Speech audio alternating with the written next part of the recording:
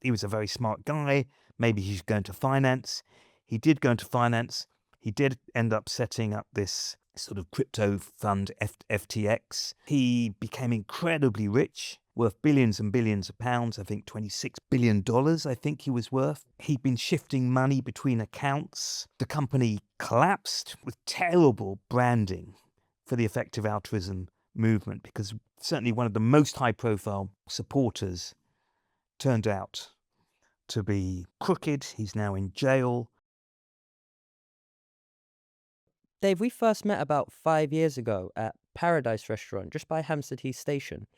You were delivering a presentation on what was at the time your latest book, The Murder of Professor Schlick, which looks at the life of the German physicist and philosopher Moritz Schlick, the founder of the logical positivist movement, who was famously shot dead by one of his former students. I remember after you finished speaking, I kind of hurried over to introduce myself, and to my delight, we ended up sitting together for lunch afterwards, where I must have spent the better part of an hour chewing your ear off about how I thought philosophers didn't do enough to make their ideas interesting to a mainstream audience, and how I wanted to launch a public philosophy platform which did just this. Now, it wasn't until after you left and I followed you on Twitter that I realized you are in fact a living legend in the public philosophy space. Not only have you written several books on famous philosophers and their ideas, but you, along with Nigel Warburton, co-hosted PhilosophyBites, one of the biggest philosophy podcasts in the world. I think it's got something like over 50 million views. So before we kick things off, I wanted to thank you first for humoring me back then and for coming on today to discuss your latest book, Death in a Shallow Pond, A Philosopher, a Drowning Child, and Strangers in Need. I'm glad to be here. Thank you for inviting me. You may have forgotten that the reason we ate in that restaurant is that I've been eating in that Indian restaurant for 30 years. I've spent so much money in that restaurant, they've named a dish after me. Oh, yeah. So there's an Edmonds biryani. Yes. So that is a kind of immortality. Yeah, it was a lovely place. I remember it was a really nice afternoon. It's very as well. good grub. Very I good. recommend grub. it. Yeah, Yep. good location too. You can kind of run off into the heath afterwards. Right. Now, of course, your book is focused on the life and work of the philosopher Peter Singer, one of the most influential philosophers of the 20th century. Singer's very well known for his views on animal ethics. He famously said that our treatment of animals can be a form of speciesism, sort of akin to racism or sexism. But the focus of today is going to be on an article he wrote in 1972, or published in 1972, Famine, Affluence and Morality, where he introduces a really interesting thought experiment that's had a massive impact on philosophy ever since. So why don't we kick things off by outlining what this thought experiment was? The thought experiment goes something like this. You are walking to work one day and you go past a pond, a shallow pond, and you hear the cries of a child. You look around, see whether there's a parent or a guardian. There's nobody there. This child is struggling, so it's you can save the child or nobody. You're about to wade in when you notice that you're wearing your best Nike trainers. And, they cost 150, 200 quid. And you think, should I save the child or should I save the shoes that would be ruined if I jumped in? There's no time to take your shoes off. And so Singer asked that rhetorical question. People's immediate reaction is, what a stupid thought experiment. There's no choice there. Of course you wade in to save the child. But then Singer's claim is that those of us in the affluent West who've got decent jobs and enough disposable income have enough money to give to charity to save a child. And by failing to do that, we're like the person who would save their shoes rather than save the life of a child. I think philosophers often describe this as a kind of duty to rescue. If we're walking past, we have a duty to rescue. And I think Singer formulates this as a principle, right? Which is that if we can stop something happening, something bad happening, without sacrificing something of equal moral significance, then we have a duty, or we ought to do this thing. Exactly. That's his principle. If we can stop something very bad from happening without the equivalent act of moral significance, then we should do it. So then much rests on what counts as equivalent, but we can get into that. Yeah. But clearly, shoes aren't equivalent to a life. Peter Singer developed these ideas at Oxford, I believe, right? In the late 20th century. And he was part of a much broader movement of intellectuals at this time who were trying to take philosophy, which has kind of historically been seen as a very ivory tower discipline, very disconnected discipline. They tried to make it something more public facing, right? Not quite late 20th century, 1971. So he was part of a movement that was bringing kind of real life dilemmas to the public. How conscious it was as a movement, I'm not sure. It came about really, I think, because post-war, there was still the influence of the logical positivists. The logical positivists, you mentioned my book, The Murder of Professor Schlick, so that was about logical positivism. So they famously claimed that moral statements, ethical statements, were effectively meaningless. So things like murder is wrong was a meaningless statement because it couldn't be verifiable. You couldn't test it empirically, and it wasn't analytically true. It wasn't true by the virtue of the meaning of the terms. So according to logical positivism, ethical statements like that were meaningless. Now, they very much went out of fashion, but their influence was still being felt. Insofar as there was a movement, it's based around this periodical called Philosophy and Public Affairs, which gets going in 1969, and it has famous founders like Ronald Dworkin, Thomas Nagel is involved. They think, well, let's have a periodical, a journal that looks at public philosophy, that examines issues of the moment. And in fact, that's where Singer's article fits. So Ronnie Dworkin, who's one of the advisors to Philosophy and Public Affairs, and is at University College, Oxford, as is Singer, says to Singer, well, have you got any ideas? We're just starting this new journal. The very first issue has a very famous thought experiment with Judith Jarvis Thompson, which is about abortion and a famous violinist. happy to talk about that, but listeners or viewers can look it up. It's a very, very famous thought experiment. The second issue has a very famous thought experiment on war called War and Massacre. And the third issue has Famine, Affluence and Morality by Peter Singer. So in that first year, it has 3 incredibly famous articles that are still read today. Well, just on that point about the logical positivist movement, one thing I found quite interesting when looking at this stuff is the idea that a statement's only true if it could be tested empirically or true by definition kind of fails its own criteria, right? It's a sense in which it's self-defeating. And of course, that paradigm was kind of replaced by the falsificationism of Karl Popper, I believe, a bit later on. And, philosophy from this point, which you're talking about, from 69, 70 onwards, really did seem to, in this tradition certainly, take a more public-facing approach. But I think a key thing to understand about Singer's altruistic movement, which is kind of the term given to it, is that it's grounded in a utilitarian moral philosophy, which, broadly speaking, says that when deciding what kind of actions are good, we should aim to maximize aggregate utility, right? Or maximize overall well-being.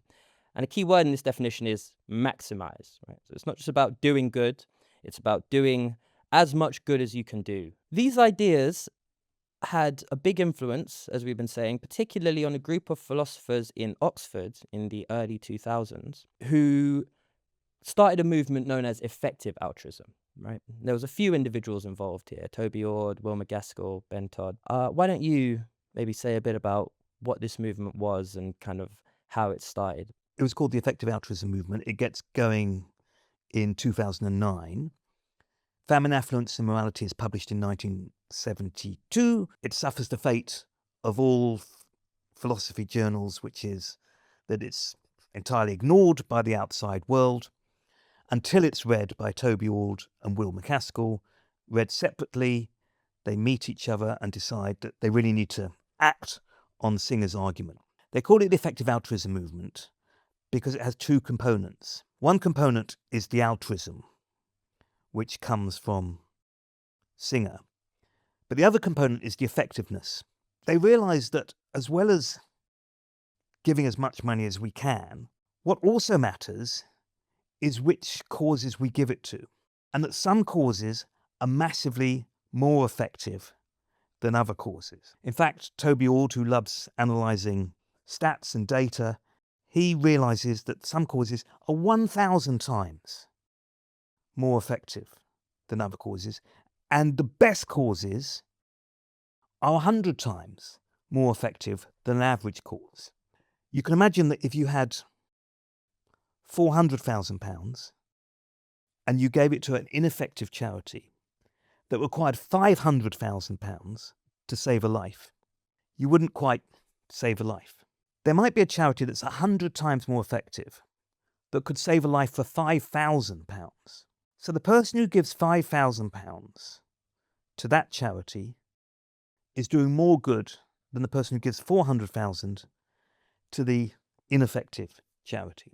So that was the two parts to the effective altruism movement. They began to analyze which were the most effective charities and to recommend that people give 10% of their salary away or 10% of their earnings or their income away, and that they give it to the most effective causes.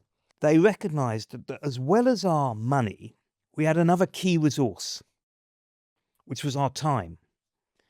So at roughly the same time, they set up an organization called 80,000 hours. 80,000 being the number roughly of hours that the average person has during the course of their career. If they start working when they're 21, 22 and retire when they're 60 or 65, they're roughly 80,000 hours. So how you spend your time is pretty important. And if you are minded to do the most good you can, you should think about the careers that do the most good. And so they set up this organization to advise people on what careers they could follow that would do the most good. It got an enormous amount of publicity in its early days because it had various counterintuitive recommendations.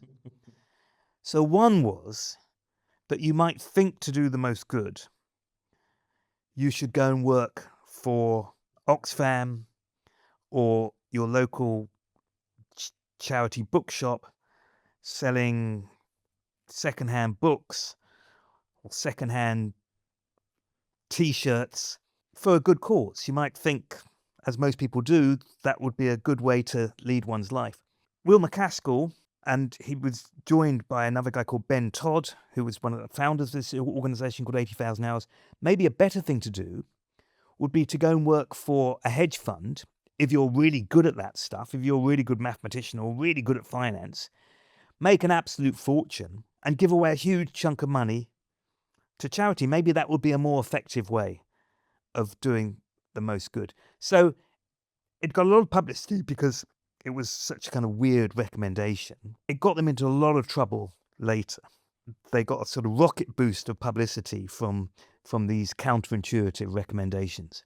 And of course, Sam Bankman-Fried was one of their big followers from early on. He had a conversation with Will MacAskill when he was at university, if I'm not mistaken. And of course, for those who know MacAskill's story, he ended up getting into quite a bit of trouble for fraud at FTX, essentially, I think, stealing shareholder funds, right? What do you think about Sam Bankman-Fried and his kind of position in this discussion? Because you can see how there is an example of someone who has kind of put these ideas into practice in many ways, right?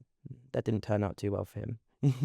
So this was what I was hinting at when I said it got them into a lot of trouble, because Will MacAskill was in Cambridge, Massachusetts. I think Sam Bankman-Fried at that stage was at MIT, and they met. Sam Bankman-Fried was brought up in a slightly strange household, I think, where his parents, or at least his father, was a very strongly committed utilitarian. I think he genuinely was interested in doing the most good he could. He was thinking about future careers. Should he go and work for a charity? And I think it was Will who identified that, he was a very smart guy. Maybe he should go into finance. He did go into finance.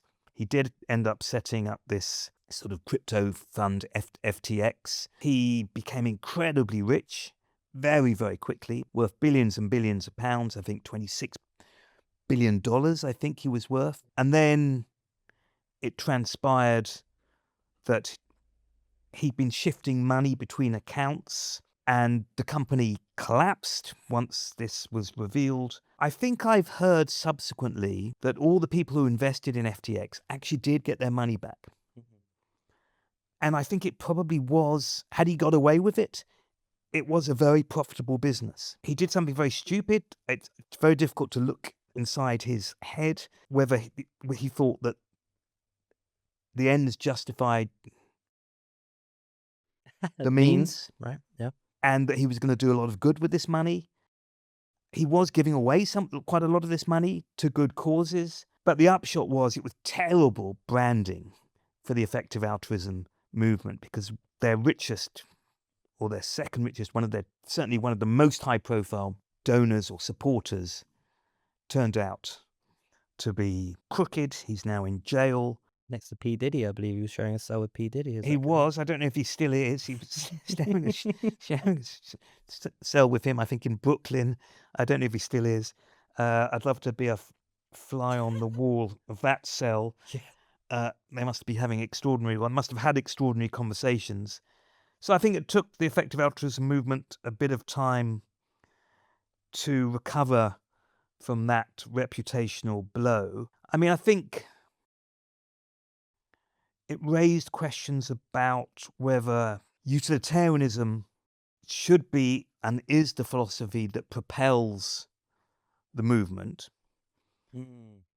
One of the problems with utilitarianism, as you said at the beginning, is that it wants to maximize well-being. Well, sometimes to maximize well-being, you have to cut corners. Utilitarians normally get around that by saying, in fact, the best way to maximize well-being is to have common sense rules, like don't lie, don't cheat. Because if you do lie and you do cheat and you get caught, it will have terrible consequences. And Sam Bankman-Fried, even if he was a strict utilitarian, should have stuck by these common sense rules that on the face of it don't look utilitarian, but in fact do maximize well-being. Because if you breach these rules, or you consider breaching these rules, it won't have the best consequences. If you thought that people were capable of lying or breaking their promises or whatever in a utilitarian cause, you wouldn't trust them, for example. So utilitarianism itself justifies non-utilitarian rules. Another way of getting around this problem is to say we shouldn't be utilitarian. We should be utilitarian to a small degree. So we advocate that you give away 10% of your income to the best causes. With that 10%, you should do the most good. You should maximize the most good that you can with that 10% that we recommend you give away. But with your 90%, we don't demand that you maximize the happiness impartially of strangers around the world. With that 90%, look after your kids, support your favorite football club, spend money on a decent meal, all the things that Peter Singer, who is a strict utilitarian, has very great difficulty justifying. At the back of his mind, he's thinking, Could be charity. I could have given this to I could charity. be doing more good. But if you're an effective altruist, not driven entirely by utilitarian considerations, you can think, well, I've done the most good I can with the portion of my income that I've devoted to philanthropy. And with the rest of the time, I don't need to operate on entirely Singer-esque utilitarian ideology. Yeah. I think it's ties into, these other moral constraints that come into things. So, for example, there's the famous trolley experiment, right? You've got a runaway train on the tracks, and there's one path where there's 5 people and one path where there's 1. Now, strict utilitarians will say you can maybe pull the lever to save 5 people and kill 1, or you can allow the train to kill 1 person if the only alternative was to kill 5, right? Because you're maximizing aggregate utility. But then sometimes people get a little bit more troubled when the question becomes, what about if you're on a bridge and there's it used to be a fat man, but I think for modern sensibilities, it's now a large man is in front of you. And same dilemma. You've got 5 people who are going to die unless you do something to stop it. Can you then push that person onto the track to stop the train and save those 5, right? And, a strict utilitarian like Singer might say, yes, it's 1 life versus 5. But the kind of more common sense intuition I think that a lot of people have is that there's a difference between doing something and allowing something, right? And pushing the large man involves doing something, whereas letting those 5 people kind of die involves just allowing something to happen. So you can see how these utilitarian disposition does have some kind of constraints, right? So you've described the trolley problem very well. As you correctly point out, if you're a strict utilitarian or a Benthamite, there is no distinction. You push the large man. Most people think there is a distinction. The question is, what is the distinction? You say doing and allowing. I don't think that is the difference between the two cases, because in the first case, when you're switching the train to the one, you're doing something. You're switching the train. Putting a lever. In the second case, you're putting a lever, correct? In the second case, you're doing something. You're pushing a man over the footbridge with a heavy rucksack. In both cases, you're doing. I think an important thing to remember about Singer's approach about this altruistic movement to an effective altruistic movement is that there is an attempt to kind of expand our moral concern, right? And one of the key insights from Singer is that proximity doesn't necessarily matter too much. Whether there is a child suffering here or a child suffering thousands of miles away is morally irrelevant, right? The kind of third branch to this movement, you had the altruistic movement, the effective altruist movement, and the third branch presented by a man called Derek Parfit. But he wrote a book in 1984, I believe, called Reasons and Persons, right? Where he introduces, I think, this brilliant thought experiment where he says, all right, say you're in the woods and you drop a glass bottle in the undergrowth and that shatters and is on the floor and you don't do anything to clear it up, you leave it there. And then, you can do it in stages. So say tomorrow a child steps on the glass and cuts their foot. Are you responsible? Okay, I think, for me personally, I think I can see how something happening yesterday, fine, yeah, you're responsible for that, maybe. More than you would be if the child stepped on the glass a week from now. And then Parfit, pushes it. What about if it was a year, 10 years, 100 years? What about if the consequences of your actions don't come about until 100 years down the line? Are you still responsible? And does this responsibility diminish over an extended period of time? And you maybe correct me if I'm mistaken here, but Parfit believes that temporality, the time component, is morally irrelevant, right? In the same way that Singer believed proximity was irrelevant, Parfit's kind of taken this further and he said, whether the person is living now or in 100 years, if you're responsible for their suffering, you are to blame. What do you think about that? I think it's totally convincing, both of them. I think it's totally plausible that distance is irrelevant. I think it's totally plausible that time is irrelevant. Putting aside the question of responsibility, if a child is hurt tomorrow, it's no different from if a child is hurt in 100 years, if it's the same amount of pain. I think when it comes to distance, it doesn't matter whether somebody is hurt next to you or whether somebody is hurt 1,000 miles away. There's an interesting parallel with both of those, with time and distance. I think our intuitions are influenced by, in both cases, the question of risk and certainty. So if something were to happen to you now, if you were in danger now, if I saw a train coming towards you and you didn't see it, I would get out of my chair and push you away from that train. And I could be certain, or pretty certain, that I would help you. If I knew what you were going to do in 10 minutes from now, that you were going to walk in front of a train, I would try and deter you. And I could be pretty certain that by persuading you not to leave the room and walk in front of a runaway train, I could save your life or help you. When it comes to things happening 1,000 miles away in distance, or when it comes to things happening 100 years away in time, we can be much less certain that our actions will have a good effect. And I think often what's going on when people think, who cares about 100 years from now, who cares about 1,000 miles away, is that people are kind of processing the thought that they just can't be sure about whether their actions will do any good. But I think if you said to people, I guarantee that if you gave £5,000 to charity, I guarantee that a life would be saved on the other side of the world. I promise you, it will definitely save a life. No doubt. No doubt about it. I think people's intuitions do shift and they think, well, if you really tell me that it's going to save a life, I can see that that is equally as morally significant as if I saved a life next to me. Equally, if you said, I guarantee if you left a broken bottle in the woods, it will have an equally bad effect in 100 years' time than it would tomorrow. I think, again, people's intuitions are, well, what difference does it make that it happens down the track? So I think risk and uncertainty are affecting our intuitions. And if you could make the parallel more exact by, as it were, fixing the certainty or fixing the risk and say they're equally likely, I think Parfit's intuition and Singer's intuition become more plausible. And we think, well, they're probably right. Time is irrelevant. Distance is irrelevant.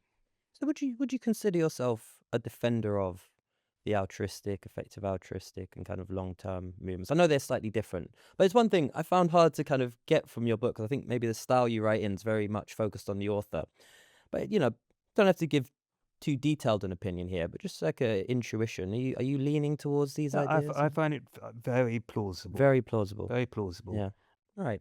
So we've kind of gone through the key aspects of the movement, right? We've got Peter Singer's altruism, which was then developed into a more analytic, effective altruism that tried to really take data to motivate your decisions where to donate your money to. And then long-termism, which has kind of been merged with a lot of the space travel stuff, a lot of the billionaires stuff, right? You present a whole range of objections in your book. I've tried to kind of clump them into three big ones. But the first one, I think, really kind of cuts to the heart of the method that's being used by philosophers here, which I think has sometimes been described as the method of cases, right? Others have been very keen on using thought experiments. They've been keen on using these cases, right, to test our intuitions. And that's the approach they take. They give you an example, child in a drowning pond. They try and isolate moral intuitions. There's no one else there to help. It's only you. And they try and test whether, okay, intuitively, you have obligation or duty to save that child in this circumstance. But a lot of behavioral psychologists kind of take issue with this approach to philosophy. They say that it might be difficult to know what you're really going to do in any particular example, particularly when these case studies are very stylized, when they're very unrealistic, right? So one thing I found really interesting, I was reading Noise a few weeks ago, Daniel Kahneman, a lot of behavioral psychology, and he says, take the trolley experiment. If you prime people before asking them to look at that case, if you give them different prompts, different nudges, you can sometimes end up with very different answers, right? Depending on how you frame the case, depending on, what room they've been in before, etc., etc. So do you think then that thought experiments and this approach that Singer's taken, which involves, taking cases and testing, do you think that they're an effective way of testing our moral intuitions? And do you think they need to be realistic for them to work well? Or do you think there's a bit more leeway there than people maybe assume? I'm currently writing an entire book about the history of modern philosophy told through thought experiments. So I feel I have to be, and I am, pro-thought experiment. Moral thought experiments, more than thought experiments in other aspects of philosophy, come under a lot of criticism. Mm. And I think that's because people think that these thought experiments, as you say, are very stylized. And just because you have an intuition in these stylized cases doesn't mean you can extrapolate that and plonk it somewhere in the real world. The defense of thought experiments is that the world is very, very messy. And the whole point about a thought experiment is you clean up the world because you're trying to identify a particular principle, for example. So in the trolley case, you're trying to work out what it is that makes it okay to turn the runaway train in one case, but not okay to push the man with the heavy rucksack in the other. And so you have these ridiculous cases because, of course, the chance of you being next to a man with a heavy rucksack and the chance of you knowing that if you pushed a man gonna over the work. footbridge, he will definitely land on the track. The chance that the train will be stopped by the man with the heavy rucksack. You won't get arrested afterwards, you know. Exactly. It's just full of implausible aspects to it. But it's clean, as it were. So because there's nothing that gets in the way of working out what the distinction is, you can try and identify the principle. If you introduced all those complications, then you wouldn't know what was driving your intuition. And so that's the defense of thought experiments. It's precisely because the world is so messy that you want to fix everything else so you can focus just on one distinction. But I think this idea of the limits of human psychology almost, right, and how they could have an impact on how we engage with thought experiments ties into another very interesting point, which was made by Susan Wolf, right, in a paper called Moral Saints, I think it was 1982. But she kind of takes this utilitarian position and pushes it to its extreme. Where she says, imagine you were a utilitarian moral saint who spent every waking day trying to maximize aggregate utility. Kind of like what we were saying, interestingly, potentially maybe about McGaskill, who I remember reading in your book, thought maybe he should whiten his teeth because more handsome people make more money, right? And if you whitened your teeth, you could make more and give more away. Or potentially Sam Bankman-Fried, who, from what I understand, didn't really even care too much about FX, just wanted to make as much as he could to give it away. And Susan Wolf makes this really interesting point where she says, if you were to imagine a person who spent every waking day of their life trying to maximize aggregate utility, they would lack many of what she describes as the non-moral virtues that make life good and worth living. The kind of hobbies, the interests that aren't necessarily good, but that give you a sense of character. She said that a life lived that way would be kind of strangely barren. They might do lots of good in terms of the charity they give, but they might not have many friends.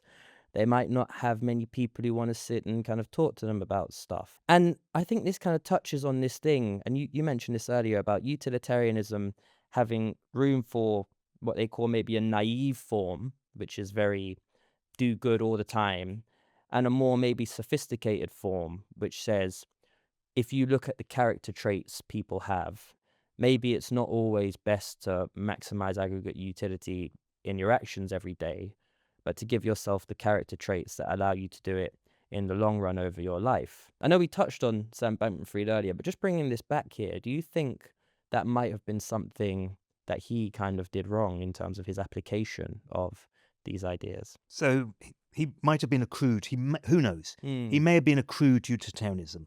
He may have thought, so long as I'm maximizing the money I can give to good causes, it doesn't matter how I get there. It's very interesting what you just said there, because I think we need to distinguish three different things. The white teeth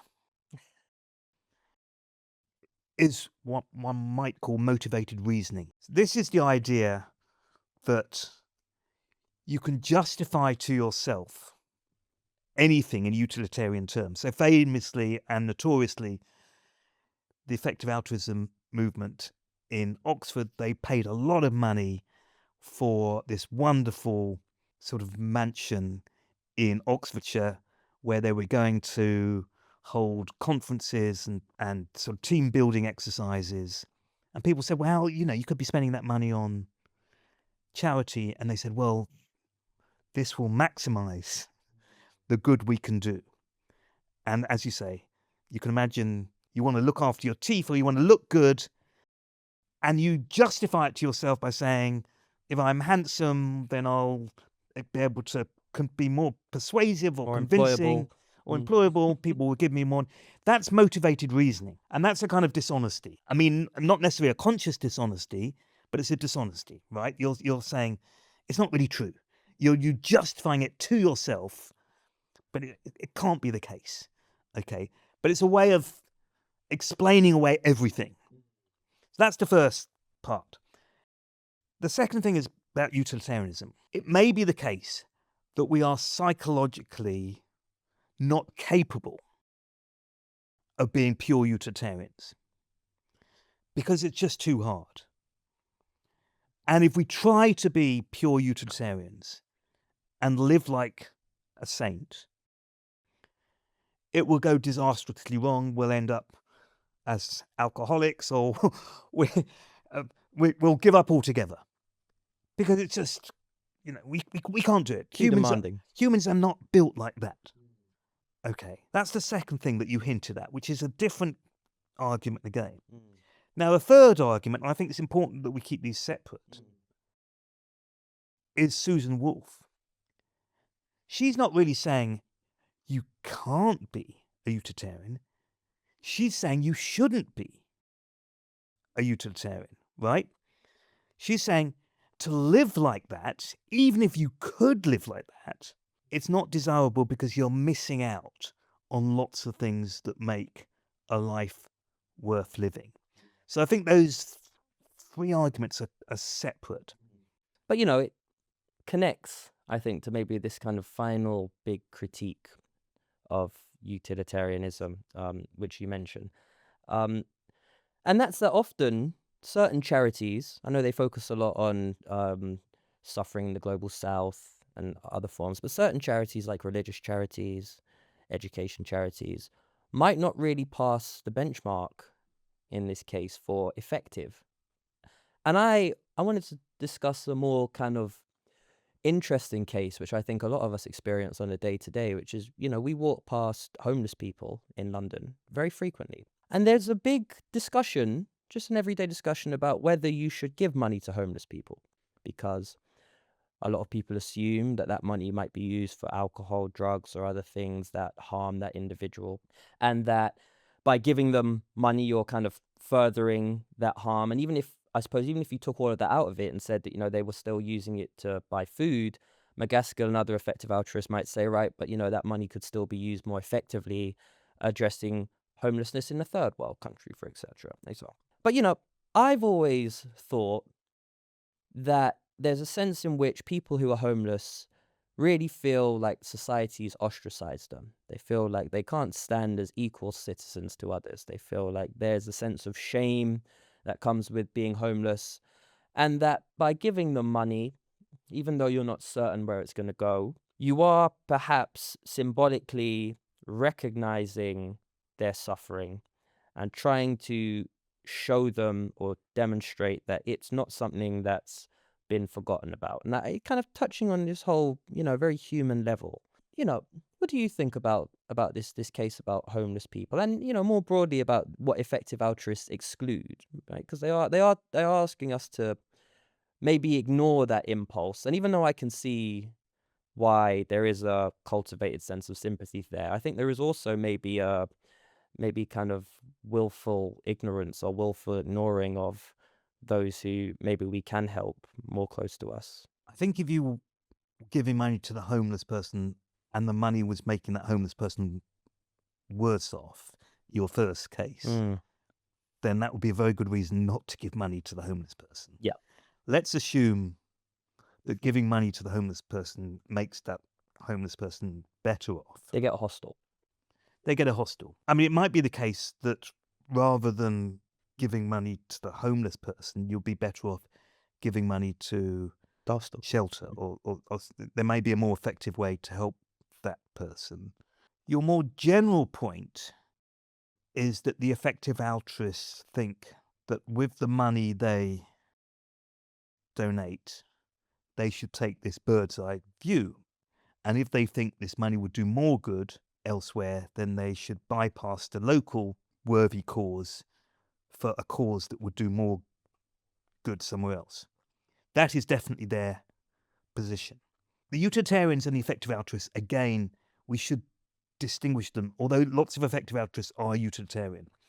So the pure utilitarian, and Peter Singer is an example of this, insofar as they're going to give money away, they will always give it to the most effective causes, which might mean always ignoring the person who needs a home, because there may always be people who have greater needs because they're literally dying of malnourishment or whatever. The psychological evidence, the empirical evidence, is that most people will give to causes to which they have a personal connection. So that people are not effective altruists in any way. Lots of people, as you say, give for religious reasons to their temple, to their mosque, to their synagogue. Was close to their heart for whatever reason. Of course, very close to the heart. Singer would certainly disapprove of that because Mm-hmm. he thinks there are better causes. People give money to the place they were educated. I mean, it's very strange in America just how much money is given, often to incredibly wealthy institutions. Singer and me, I don't think that's a good way. I mean, if you were at Princeton, they really don't need more. I think you would be better off giving your money to almost any cause. Let's say you've done your bit. If you're an effective altruist, you've given 10% away, and you're a Princeton alumni. Princeton come calling. You feel a great loyalty, as many Americans do, to their educational institution, and you want to show that loyalty or show your gratitude by giving some money. Well, the effective altruist allows that. There have been some very interesting studies where people are asked to judge who is a morally better person. Person A, who gives to the charity that they've got this personal link to, or person B, who gives to a more effective charity that they've got no personal link to. And in that setup, most people say person A is a morally better person. There's been another study on that where they ask people to judge person C.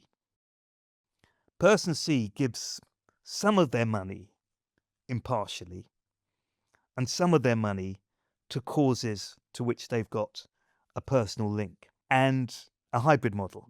When they're asked to judge between A, B, and C, person C is judged the most moral. One of the interesting things about the long-termist movement is it seems to be very associated with ultra-rich individuals. On episode 1 of the first season of this podcast, I had a guy called Tony Milligan come on to discuss the ethics of space exploration. And that looked a lot about travel to Mars, which of course Elon Musk has been on the forefront of. And I know even Peter Singer was a bit concerned with the emphasis that's being placed on the interests of future people, and that he kind of prefers, Marley to Mars, if you will. So just really quickly here, do you think that there is a problem, or people should be concerned about the fact that long-termism and effective altruism are driven by, or seem to be heavily influenced by, billionaires, super rich individuals who might not necessarily, though we don't know, always have the purest intentions? Yeah, I think it is a problem from a number of perspectives. One is, I think it's very bad for the image of the movement. It began as a kind of humanitarian movement to help people who are in desperate need today, and now it's expanded to include other causes, including animals actually, but also these long-termist causes. Sometimes people call it existential risk causes. So we're talking about pandemic preparedness, worries about AI, climate change, and space exploration, populating other planets. So I think another reason why it's a worry is because it's very difficult to believe that people like Elon Musk is motivated by altruism. This is not what drives him. I think it's a question of keeping it in balance, not losing sight of the fact that there are people who we can help here and now. And actually, if you look at the figures, it's still the case that the majority of money from the effective altruists does go into humanitarian causes. You wouldn't believe it because most of the headlines are about these kind of sexier topics. It might make sense to separate these different buckets, to have a humanitarian bucket, maybe to have an animal rights bucket, and maybe to have an existential risk bucket. And I think then if something went wrong in one of these buckets, It doesn't spill over. it doesn't spill over. It would be less likely to infect the others. Interesting. Well, Dave, as I kind of mentioned at the beginning, you've spent several years working in this space. I know we were discussing earlier, you've interviewed dozens, maybe even hundreds of philosophers. So, on a more personal level here, I'd be really interested to know what sparked your interest in philosophy. Why Oh my God. Yeah. Well, it's a very long time ago. I mean, didn't know very much about philosophy when I started. So I did politics, philosophy, and economics. Then I did a postgraduate, and then I did a PhD in philosophy. I guess I had read, I think before university, Language, Truth and Logic by A.J. Ayer. Totally loved that book, which is a logical positivist book. I fell in love with philosophy. I fell in love with philosophy. I think there's a type of human being, you're obviously one as well, for whom philosophical questions are the most important questions. And you think, I'm only on this planet for a certain number of years. These are the deepest, most profound questions. They're the immutable questions. What the nature of consciousness, whether we've got free will, whether morality is objective. Other questions sort of come and go. So obviously, I'm very interested in politics. I'm genuinely interested in politics. But the latest cabinet reshuffle, in 30 years' time, nobody's going to think about it or care about it very much. But the questions that philosophers are interested in are questions that are here forever. And I think I'm just psychologically disposed to find them very interesting and to think that they are worth talking about and thinking about, and the ideas are worth trying to bring to a broader audience. Yeah, which is of course what you did with Philosophy Bites along with Nigel Warburton, which, for our viewers who might not have listened to any of the episodes, they're short philosophical interview type discussions. I mean, what brought that about, Philosophy Bites? That came about because I worked for 3 decades for the BBC. I was part-time for 20 years. I made some philosophy programs, but you're dependent in the BBC on the programs being commissioned. I made documentaries and features. I made a series not unlike Philosophy Bites, and I wanted to make another series, and I couldn't get the second series commissioned, even though the first series had been very, very popular. And the digital revolution was just beginning. Podcasts were at a very early stage. I knew Nigel, but not very well. I'd seen him do a very good interview, and I thought, well, he's a very good interviewer. So I approached him and said, let's do this together. We don't need to rely on a big corporation anymore. Before that, it was impossible to even contemplate this sort of thing. So we began Philosophy Bites in 2007.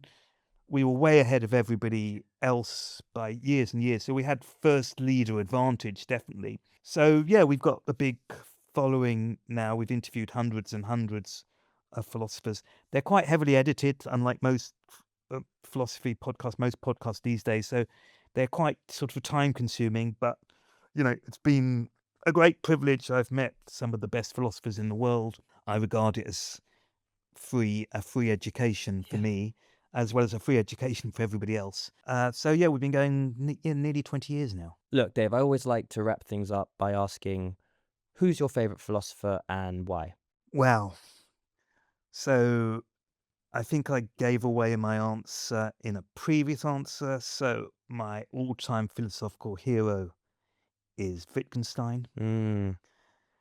Amongst more contemporary philosophers, I've written Derek Parfit's biography. He was my supervisor as a postgrad. Oh, wow. Okay. I think he's a very important moral philosopher. I was interested both in his life and in his ideas. Another contemporary philosopher who's still alive, who I love, is Thomas Nagel. And one of my favorite philosophy books, if I'm asked what's my favorite philosophy book, my go-to book is A View from Nowhere. It's a marvelous, marvelous book. So if I allowed those 3, I'll go for Wittgenstein, Parfit, Nagel. Well, look, Dave, it's been an absolute pleasure having you on. Really appreciate you taking the time to come down and talk about your book. Thank you for having me.